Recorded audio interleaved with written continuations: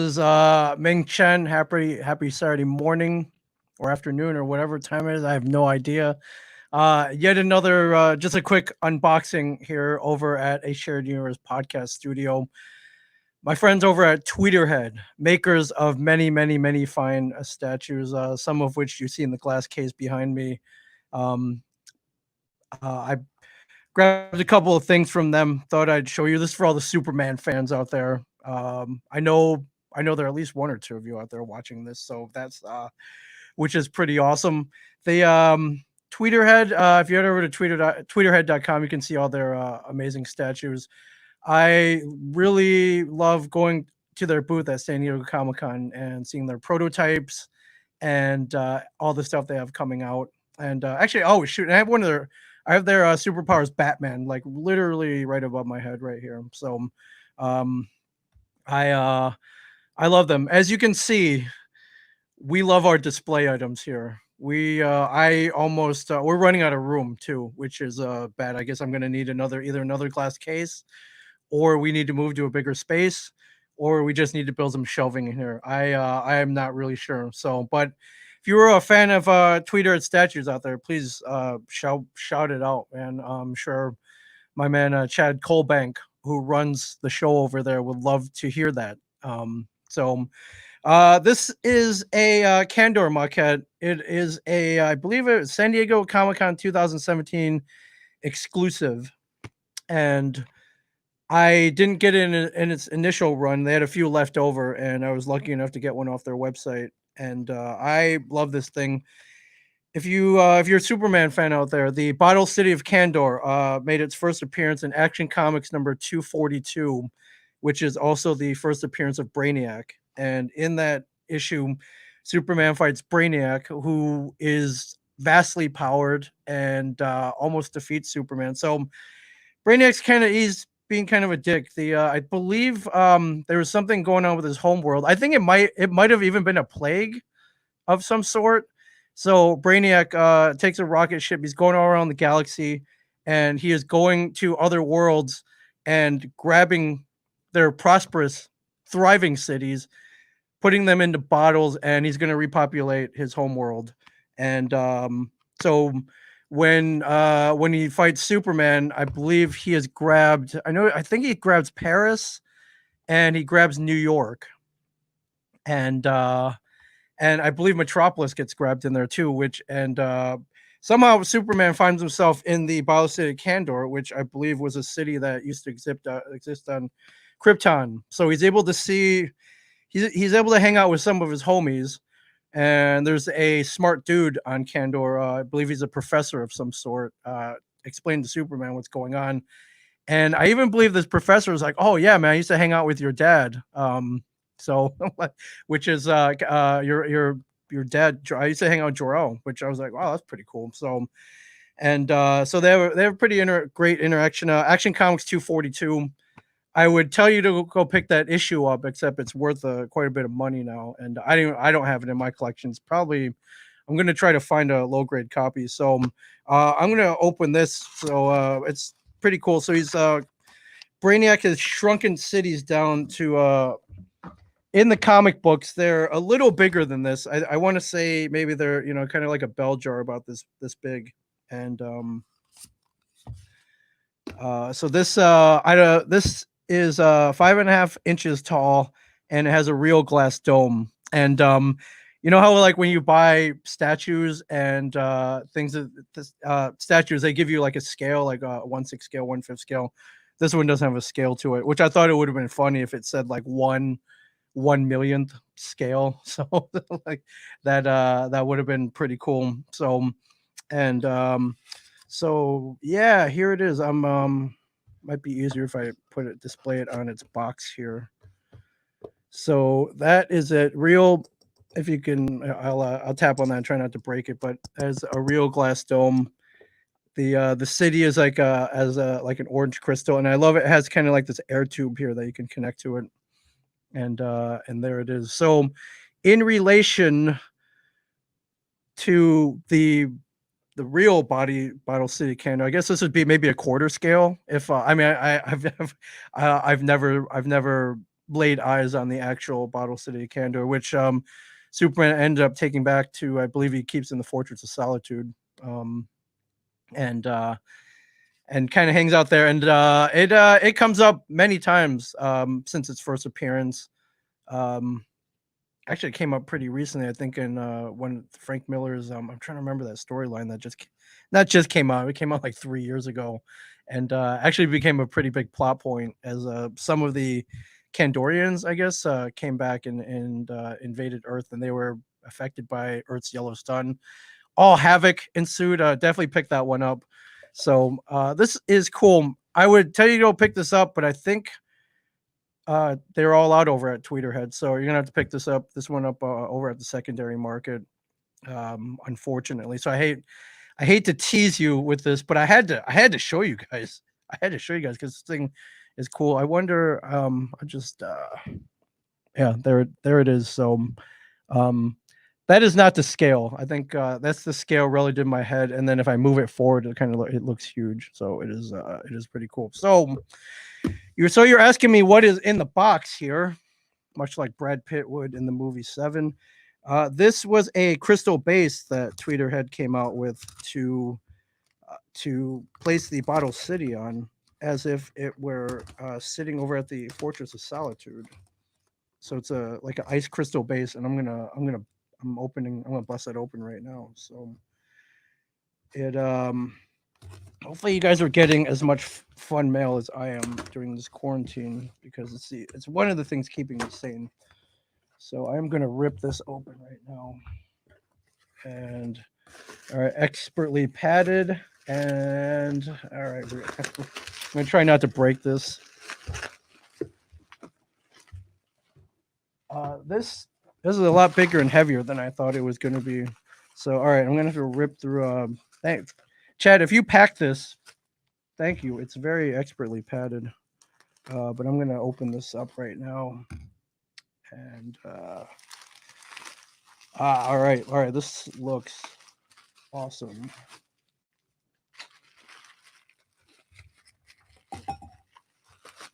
So I'm gonna try not to break this. And there it is. So I'm trying to. That is. Let me move all this stuff here so you get a clear view of it.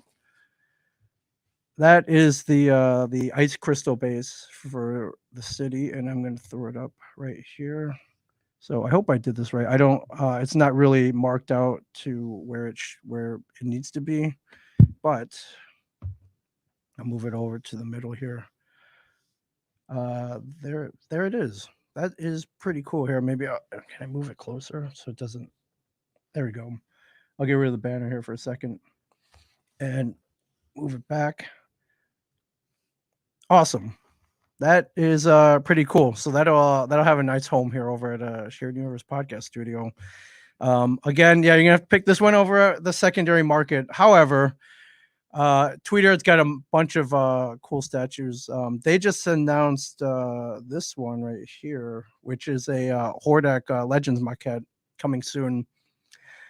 It is a 1/5 scale statue. Now, I'm not going to pretend to be the world's biggest He-Man fan. I'm not even going to pretend to be a He-Man fan. Back in the 80s, if you want to hear a really quick story, back in the 80s, I I had moved to a new neighborhood right after I turned 9, and I didn't know any of the kids, and they were already friends with each other, and it was tough kind of breaking into this group of friends who had been friends all their lives, and here's me, some funny looking Asian kid moving to the new neighborhood, and when I met them, all the kids were into He-Man, and I didn't know what it was, and it looked cool, but the a funny looking white dude with a bowl haircut, a green tiger, and furry underwear. And a sword. I had a really hard time relating to him.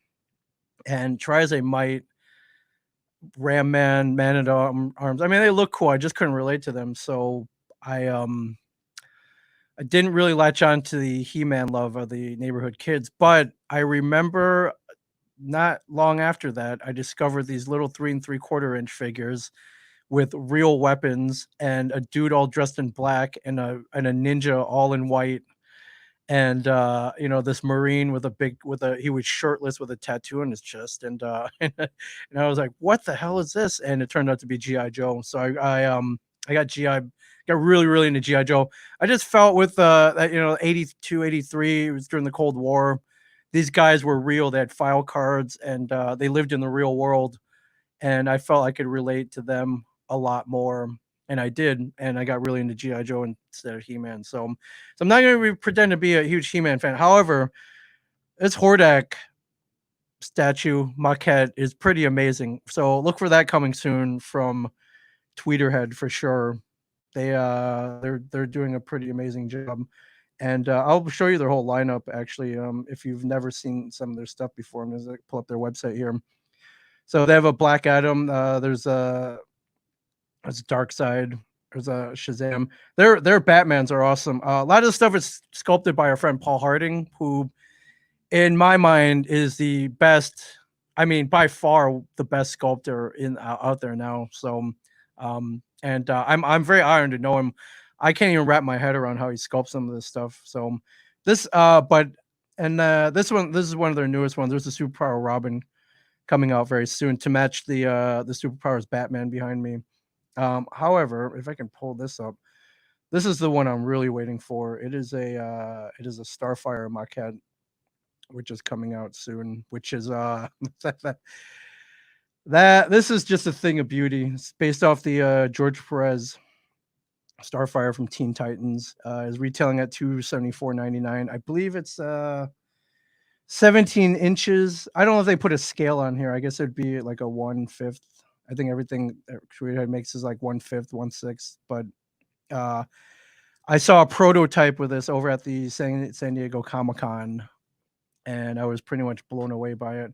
I believe these are about to be finished and shipped from China, and these should be out very soon. But I love like the green eyes and the how the fire detail connects with their hair, and then there's a pretty sweet the base is pretty awesome too. So as you can see, these guys make good stuff. Just a little plug for them. They're just a cool company. They've been very good to us. Somebody on here asked, "Do you buy all of your collectibles?" Most of them I do.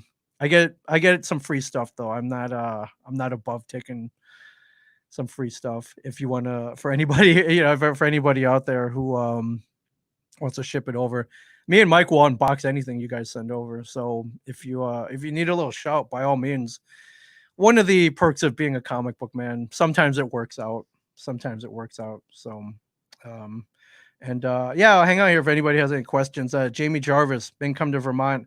I believe there's a Vermont Comic Con, right? I mean, maybe not this year, but in the future. I have only driven through Vermont. I haven't really stopped there for a long period of time. So I would love to come out Vermont. How's the comic shop? Will it survive this pandemic? Shop is doing good. The shop is not allowed to be open right now for walk-in customers. So Mike is doing mail order, and he is currently selling comic book and curated blind boxes.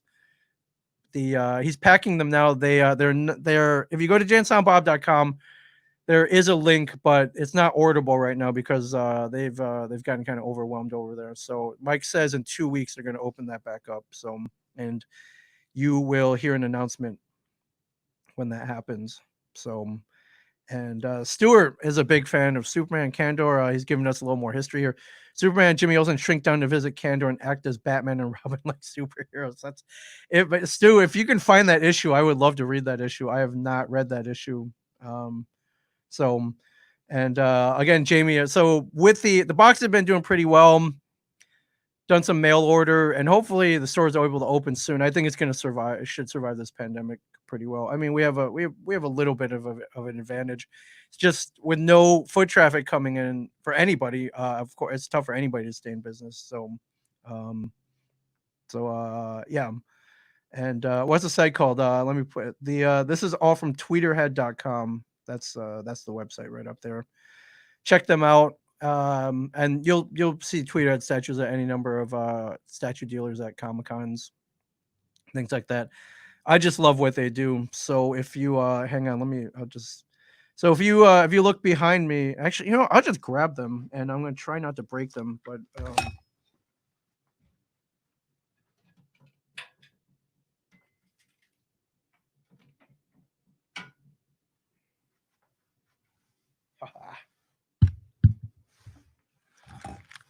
so this one's one of my favorites. It's the Linda Carter Wonder Woman.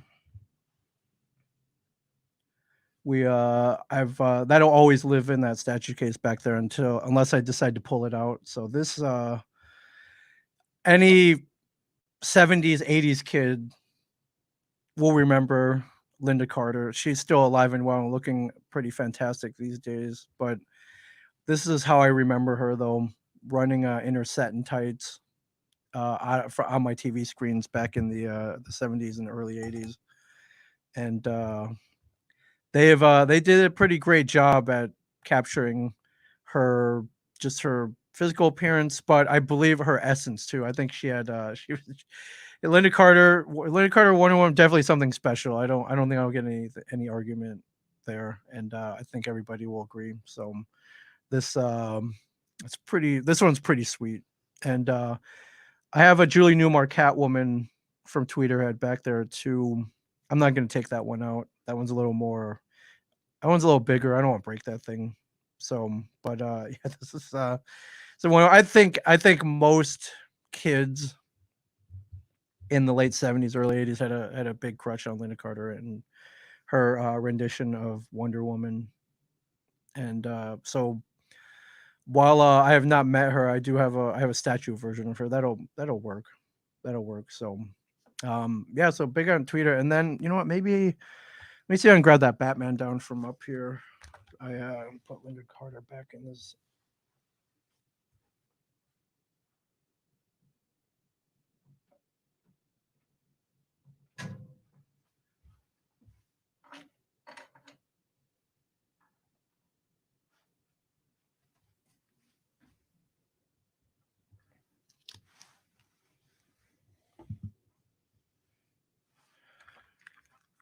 This is the Superpowers Batman statue that Tweeterhead does. Oh, shoot. This one's sculpted by the aforementioned Paul Harding, and it's pretty majestic with the flowing cape and the fist. And I believe I think they're interchangeable fists too. You have to get the exclusive ones over at Tweeterhead, so it's pretty amazing. So just a big shout out to them. They were able to track down this crystal base for me because it was no longer available on their website, and I got it yesterday. So so there we go. We got a lot of fun stuff in here, and thank you for watching all of this.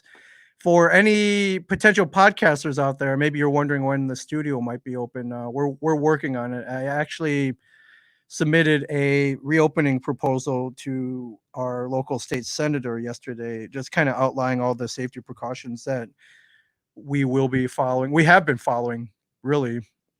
I've got tons of wipes over here. We've always had hand sanitizer. It's been we always wipe down everything after everybody recorded in here, so it's always been pretty clean in here. So hopefully we will be open for physical customers. But if you want to start a podcast or you're already podcasting, you want to keep going, we will show you how the virtual podcast revolution took off about 10 weeks ago, and I see no signs of stopping. Everyone's having a lot of fun recording their shows with us, and we love being with them. So that's over. If you want to check that out, just head to ashareduniverse.com. So, but yeah, thank you, Tweeterhead, for putting out such great products. And thank you to Chad Colbank and crew over at Tweeterhead for always just helping me track down stuff that is either no longer available or hard to find. And they've always been really good about just letting me in on what's coming up as well. Sometimes I get teaser photos. They're like, "Hey, you can't share this with anybody, but we got something cool coming up." So, so yeah, big shout out to our friends over at tweeterhead.com. Check them out. And if you want to see any of this in person, come down to the studio. So, all right, cool. Thanks everybody. Have a great day, and I will talk to you soon.